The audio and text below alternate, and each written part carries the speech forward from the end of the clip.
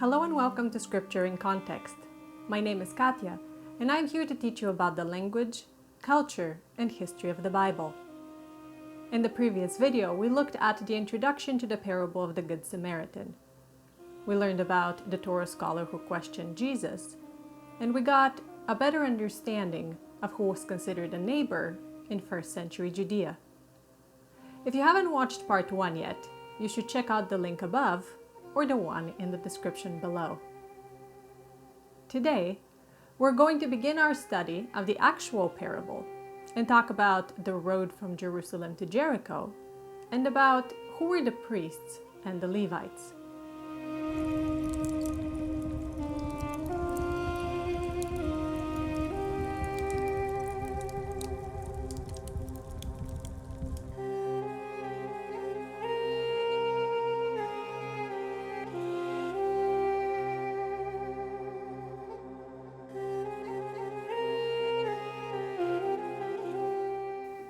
The road from Jerusalem to Jericho is approximately 17 miles long and can still be seen today. It is made up of steep cliffs, sudden drops, and long stretches of barren, rocky terrain, which made for a perfect base of operations for robbers. Strabo, the Greek geographer, philosopher, and historian, writes that the great Roman general Pompey destroyed a fort of brigands near Jericho in the 1st century BCE. The 4th century Latin priest, historian, and theologian Jerome talks about bands of marauding Arab robbers traveling on that same road in his day. On that road, about 12 to 13 miles from Jerusalem and 5 miles from Jericho, there is a pass. The ancient Roman road probably went through there, as does the modern highway, because it is the shortest route between Jerusalem and Jericho.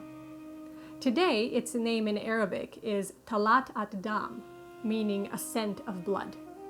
In the Hebrew Bible, it is referred to as the ascent of Adumim, or red objects, probably a reference to the red soil found there. Jerome, however, refers to the name of the pass as the ascent of the red, and claims that the name originated from the blood shed in the countless murders and robberies having taken place there. Both Jerome and the Crusaders believed that this was the place where the parable of the Good Samaritan took place. So, the robbers in the parable stripped the traveler and stole his clothes, and essentially took away his identity, though the original audience probably assumed that he was a Jew.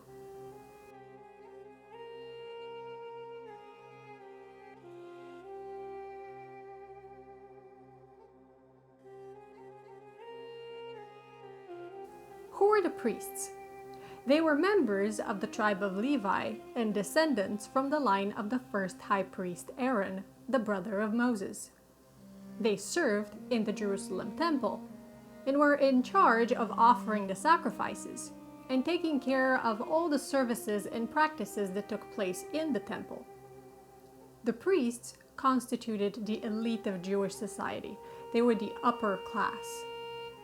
Why did the priest not only not help the man, but also cross the road on the other side? A common explanation, or even an excuse offered in defense of the priest, is that he could have been on his way to serve in the temple. There was a large number of priests who lived in Jericho. The Babylonian Talmud argues that in fact, half of the priests in the whole country lived there. If the priest was on his way to serve in the temple, he might have been worried about ritual impurity.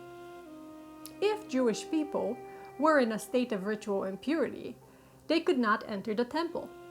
The greatest degree of ritual impurity came from touching a dead body. According to the Torah, whoever touches the dead body of any person shall be unclean 7 days. And whoever in the open field touches someone who was killed with a sword, or who died naturally, or touches a human bone or a grave, shall be unclean 7 days. If a person had been in contact with a dead body, and he or she entered the temple, they would have desecrated it. According to the law, that was a capital offense, and they could have been killed for it. In order to become pure again, on the third and the seventh day, the person had to be sprinkled with water into which were stirred the ashes from a burned red heifer. Then the person would wash his or her clothes and bathe, and the impurity would be removed. This was the situation for the regular person, but priests were held to a higher standard.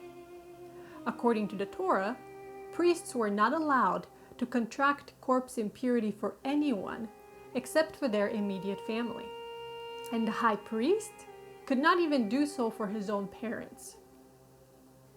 There is one important detail in the parable which makes it highly improbable that the priest was on his way to serve in the temple, however.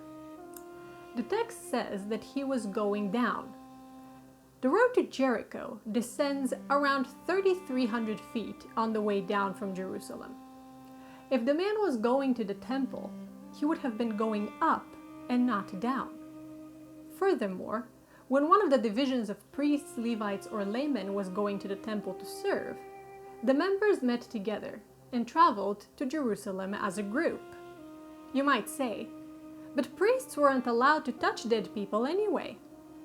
And the group of the Sadducees, which most priests belonged to, certainly stuck to that.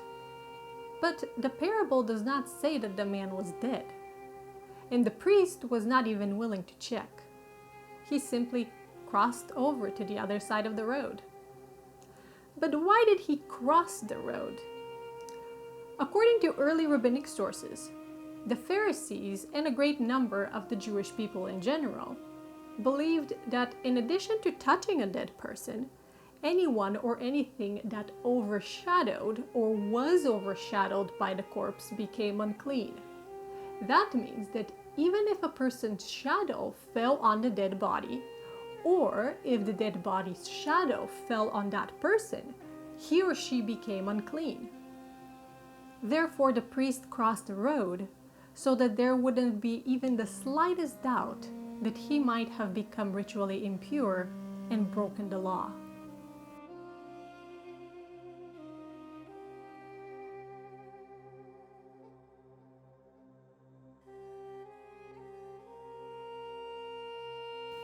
So what was the excuse of the Levite? The Levites were the descendants of Levi who were not from the line of Aaron. During the first century, they were tasked with performing as singers and musicians in the Levitical choir in the temple, as well as acting as gatekeepers and security of the temple. Unlike the priests, the Torah does not forbid Levites to touch a dead body. They were just required to be ritually clean during the course of their service at the temple. And yet, in the parable, the Levi acted the same way as the priest. There is another fact which should be mentioned here. Whereas the Sadducees sought to follow the letter of the Torah literally, the Pharisees believed that it needed to be interpreted and applied in a way relevant to the current time and circumstances. The Pharisees, therefore, strongly criticized the priests, who were more concerned with ritual purity than with ethical and moral questions. The oral law, the law of the Pharisees, states that even though the Torah forbids a high priest to defile himself with a dead body even for the sake of his parents, he can defile himself for the sake of a dead person who has no one to bury him. The man in the parable, however, was not dead, but half dead. Someone who was between life and death was to be regarded as a living person in every respect.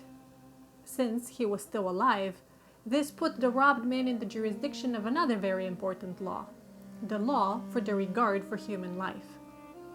According to this law, every Torah law could be violated to preserve someone's life.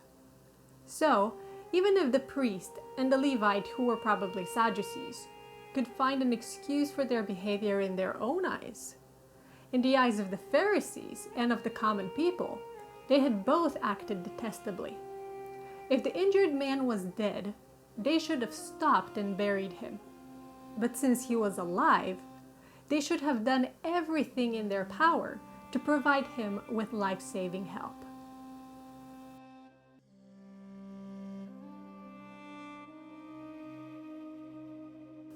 If you have enjoyed this video, then please share it with your friends and family. If you learned something new or had a question, then let me know in the comments below. See you next time.